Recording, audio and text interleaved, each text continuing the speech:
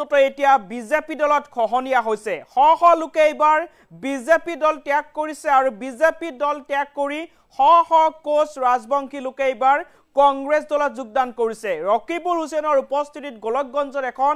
যোগদান সভা অনুষ্ঠিত হৈছে আৰু যোগদান সভাতে এইবাৰ শ শ লোকে বিজেপি দল ত্যাগ কৰিছে আৰু বিজেপি দল ত্যাগ কৰি কংগ্ৰেছত যোগদান কৰিছে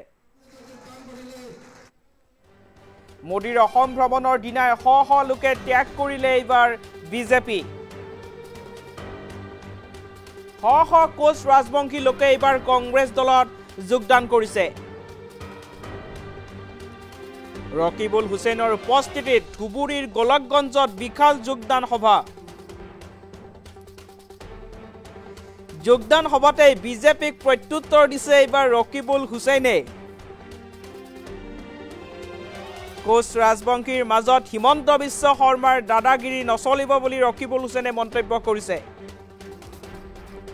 এটা গুৰুত্বপূৰ্ণ খবৰ প্ৰধানমন্ত্ৰী নৰেন্দ্ৰ মোদীৰ অসম ভ্ৰমণৰ দিনা এইবাৰ শ শ লোকে বিজেপি দল ত্যাগ কৰিছে বিজেপি দল ত্যাগ কৰি এইবাৰ শ শ লোকে যোগদান কৰিছে কংগ্ৰেছত ৰকিবুল হুছেইনৰ উপস্থিতিত গোলকগঞ্জত এখন যোগদান সভা অনুষ্ঠিত হৈছে আৰু যোগদান সভাতে এইবাৰ শ শ লোকে বিজেপি দল ত্যাগ কৰিছে কোচ ৰাজবংশীৰ শ শ লোকে এইবাৰ বিজেপি দল ত্যাগ কৰি কংগ্ৰেছ দলত যোগদান কৰিছে আৰু প্ৰধানমন্ত্ৰী নৰেন্দ্ৰ মোদীৰ আগমনৰ দিনা এইবাৰ বিজেপিত খহনীয়া হৈছে কোচ ৰাজবংশী লোকে এইবাৰ বিজেপি দল ত্যাগ কৰিছে আৰু বিজেপি দল ত্যাগ কৰি ৰকিবুল হুছেইনৰ উপস্থিতিত গোলকগঞ্জত কংগ্ৰেছ দলত যোগদান কৰিছে আৰু যোগদান সভাতেই বিজেপি দলক প্ৰত্যুত্তৰ দিছে সাংসদ ৰকিবুল হুছেইনে কোচ ৰাজবংশীৰ মাজত হিমন্ত বিশ্ব শৰ্মাৰ দাদাগিৰি নচলিব বুলি এইবাৰ ৰকিবুল হুছেইনে স্পষ্টভাৱে মন্তব্য কৰিছে আৰু যেহেতু আজি প্ৰধানমন্ত্ৰী নৰেন্দ্ৰ মোদী কিছু সময় পিছতে অসমত উপস্থিত হ'ব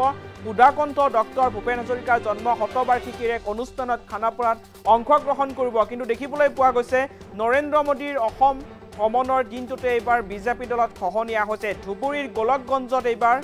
শ শ কোচ ৰাজবংশী লোকে বিজেপি দল ত্যাগ কৰিছে আৰু বিজেপি দল ত্যাগ কৰি এইবাৰ ৰকিবুল হুছেইনৰ উপস্থিতিত কংগ্ৰেছ দলত যোগদান কৰিছে আৰু যোগদান সভাতে এইবাৰ হিমন্ত বিশ্ব শৰ্মাৰ বিৰুদ্ধে সৰব হৈছে ৰকিবুল হুছেইন অসমত হিমন্ত বিশ্ব শৰ্মাৰ বা কোচ ৰাজবংশীৰ মাজত হিমন্ত বিশ্ব শৰ্মাৰ দাদাগিৰি নচলিব বুলি এইবাৰ ৰকিবুল হুছেইনে মুখ্যমন্ত্ৰী হিমন্ত বিশ্ব শৰ্মাক সমালোচনা কৰিছে আৰু দেখিবলৈ পোৱা গৈছে এতিয়া নৰেন্দ্ৰ মোদীৰ অসম ভ্ৰমণৰ দিনটোতেই শ শ কোচ ৰাজবংশী লোকে এইবাৰ বিজেপি দল ত্যাগ কৰিছে আৰু বিজেপি দল ত্যাগ কৰি ৰকিবুল হুছেইনৰ উপস্থিতিত গোলকগঞ্জত কংগ্ৰেছ দলত যোগদান কৰিছে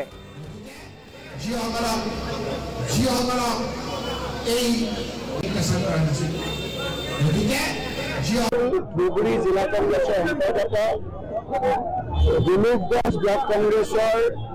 কাৰ্যালয়ৰ অন্তৰ্গত গোলকগঞ্জ বজাৰত এই অঞ্চলতো মাটিকাহৰীয়া অঞ্চলত গণতান্ত্ৰিকভাৱে আন্দোলন কৰা কোচ ৰাজবংশীসকলক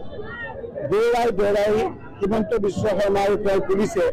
কেইদিনমানৰ আগত অত্যাচাৰ কৰিছিল তেওঁলোকৰ ন্যায্য প্ৰাপ্য গণতান্ত্ৰিক প্ৰক্ৰিয়াৰে আন্দোলন কৰোঁতে তেখেতৰ ওপৰত যি আক্ৰমণ কৰিলে তাৰ প্ৰতিবাদত আজি বলে বলে আহি কংগ্ৰেছ দলত অংশগ্ৰহণ কৰিছে আৰু তেওঁলোকে থিৰাং কৰিছে যে 2026 চনত এই গোলকগঞ্জ সমষ্টিৰ প্ৰায় আজি হিমন্ত বিশ্ব শৰ্মা মুখ্যমন্ত্ৰীৰ পতনৰ আগজাননী দিব সেইকাৰণেই আজি আপোনালোকে দেখিছে নাৰায়ণ দেৱনাথ এজন বলিষ্ঠ বিজেপিৰ নেতা আছিলে তেখেতে আজি বলে বলে আহি কংগ্ৰেছত অংশগ্ৰহণ কৰিছে ভট্টাচাৰ্য ডাঙৰীয়া আজি এজন জ্যেষ্ঠ নেতা তেখেতক আজি আমি সকলোৱে আদৰণি জনাইছোঁ সকলো জাতি জনগোষ্ঠী ইয়াত আজি আপোনাৰ কোচ ৰাজবংশীৰ লগতে বঙালী হিন্দু মানুহৰ যি আপোনাৰ ইয়াত নেতৃত্ব বিজেপিৰ লগত আছিল এইসকলে অনুভৱ কৰিছে যে হিমন্ত বিশ্ব শৰ্মাৰ নেতৃত্বত তেওঁলোকৰ কোনো লোকে সুৰক্ষিত নহয় তেওঁলোকৰ কমিউনিটি বিভিন্ন ধৰণে বঞ্চিত হৈছে এই কথাবিলাকৰ আগত ৰাখিয়ে আজি দলে বলে আজি গোলকগঞ্জ সমষ্টিৰ গোলকগঞ্জ বজাৰত আজি আপোনাৰ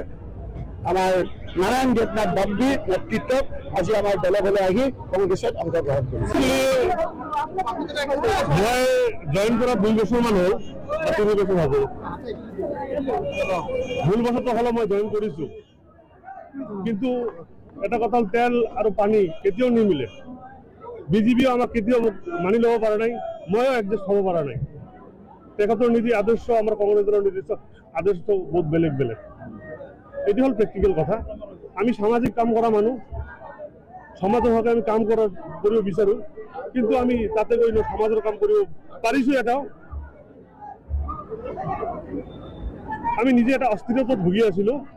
যেটো প্ৰেক্টিকেল আজি বাস্তৱত ৰূপায়ণ হ'ল। বিজেপি কি অসামাজিক কাম কৰে বা সামাজিক কাম নকৰে নেকি, বা আপোনাৰ কিবা অসুবিধা হৈছে তাতে? মানে সামাজিক কাম কৰা নকৰা মই নিজৰ কথা কৈছোঁ, যে মই এটা দলৰ পৰা এটা দলত গৈছিলোঁ, ভাবাভাবিতে হওক ভুল বশতঃ হওক গৈছিলোঁ, কিন্তু যোৱাৰ পিছত মানে মই যিটো সামাজিক কাম কৰাৰ আগ্ৰহ হৈ গৈছিলোঁ, মই সেইটো কৰিব পৰা নাই।